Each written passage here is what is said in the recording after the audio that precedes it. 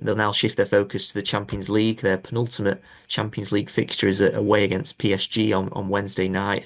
It's a huge game, isn't it, now on Wednesday? Both teams have experienced underwhelming campaigns in this competition so far. PSG currently sit in the elimination zone, just outside of the top 24, outside the playoff spots, while City just clinging on to that top 24 spot at the moment, just 1 point ahead of PSG. How important is this game? Obviously, who do you think the favourite is? Do you think for this one? Can you see a winner in this one? What are you expecting from this game in Paris? It feels weird for me as a City fan right now, given our form over the last few months, to put City as favourites away at PSG. So I don't think we are. I think that most people probably predict a draw or something like that because PSG have an awful lot of quality. They're, of course, strolling to another title in Liga.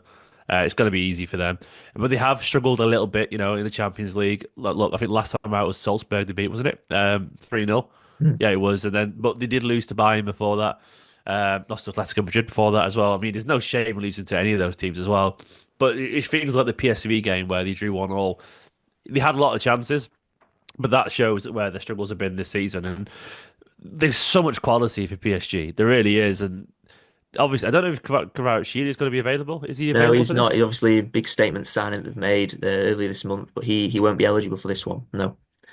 Okay, well that's good news because obviously the quality he's got you don't want him playing, but then they're still blessed with it all over the pitch. Be it I don't know Mendes or Barcola's had a great game. He might be one who actually makes way for Kvaratskhelia, but they've got so much to offer. I think City though, I don't know. I think I'm pretty confident actually. I think there's a sort of upwards trajectory that City are in right now, and I think there's a real hunger to sort of rectify the mistakes. And I think he's got the players back on track, and most importantly, a few of them they look fit again as well, and that's the most important. That's the most desperate need for Manchester City, especially Kevin De Bruyne, by the way, because De Bruyne, even though he had some good moments, he wasn't doing what I associated with Kevin De Bruyne. He was playing some lovely passes, but Kevin De Bruyne was always such a powerful, strong runner.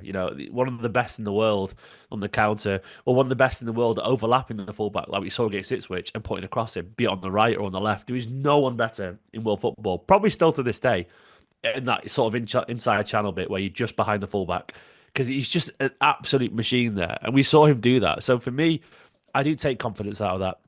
I do think City will be looking, at PSG and thinking we can go and get at them because as much as they've got loads of quality, they're not maybe as quite as shiny as they were a few years ago with all the superstars, with Messi and Neymar and so on. They Mbappe, of course, as well. They can be got at. They probably will be apprehensive as well because their form in the Champions League has been pretty poor. And I think they've caught City on the crest of a wave where if it was maybe a month ago, I would have been a lot more anxious. But I don't know. I just feel like City are on the right path here. Bernardo Silva had a rest as well, which is good. So I expect he'll come back in, and he loves a big Champions League game. So yeah, I'm feeling pretty confident. I think the team reasonably picks itself, which helps. People are in form again. And Ruben Diaz is back, which makes a massive difference as well. Ruben Diaz is our defense is just vastly better if he's there. Like we are such a superior side than the team without Ruben Diaz, and I really truly believe that. And Phil Foden scoring goals, Doku, Savinho, both in form right now. Doku had a good game, so you got two wingers there. Haaland with his new contract got a goal. Gundogan had his best game since returning for City against Ipswich. I don't know if he'll play or not, but there's another very happy face there. Then you've got Kovacic having his best game of the season as well, maybe. And the more got Vardy with no mistakes, Nunes settling into the right back role, you could argue. You start to look and you see a lot of positives. Edison back in the team as well, and I think Edison was good as well actually. So everyone seems a lot more confident, and I really do believe most of football is just confidence. Like, obviously, there's more to it than that, but happy players, confident players, they look faster, they look smarter, they look better because they believe in themselves. And I think this City side was never as bad as the run of form suggested, obviously, but they were tired, they were injured. But mostly their head had dropped. And I think they found that belief again. And when you've got a team of winners who suddenly believe that they can do just that, win, it tends to result in one thing. So I'm reasonably confident right now. Yeah, and you're saying there about the team more or less picks itself.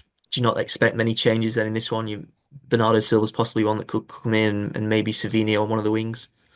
Yeah, I mean, there's a couple of potential changes, but largely, I think, I look through that team and I think Vardy will play left back. I think Diaz will play.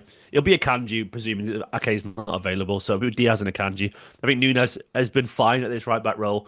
He's a little bit naive in terms of his decision making when he's tracking back, but he has the lungs for that role. You can tell he has the size as well. So I think Guardiola will carry on playing him there because he's a decent stand-in, for what Kyle Walker had with his pace, to get back. He's not as good as Kyle Walker, obviously, nowhere near that. Kyle Walker at his best, but there's a guy pushing 6 foot there who's lightning quick and has good technical abilities. So it's not bad at all, and very willing to overlap. And he's good crosser, so I think he'll play there. Kovacic is almost certainly going to start. Bernardo Silva, I think, will come in as well. It could be Kovacic, it could be Gundogan and Bernardo, by the way, but I don't think Gundogan will play 2 games back to back. Then I think De Bruyne is going to start, Foden's going to start, Haaland's going to start. So it's one of Savinho or Doku. I don't know who he'll choose. Given it's Mendes, who's wait on the other side. Probably Is there? I mean, who Hakimi. plays? Might be Hakimi, I think, on the right backs for Oh yeah, yeah, PSG, I think, and then Mendes on the left. Yeah. yeah. I look. He's either or. I'm not really bothered who starts there because they're both in form. I think he'll go for Savinho personally. I think he'll choose Savinho. So it's pretty straightforward, and I think usually when you know who you're going to pick in a good way, it's a bit refreshing because I think City have been thrashing around for sort of an identity over the past 2 months because players have been out of form and injured, and consistency I think is what Guardiola loves. Consistency. He loves to pick a team that he trusts and that can do the job, and I think that's what we're City approaching that now. So I think he'll lean heavily into that.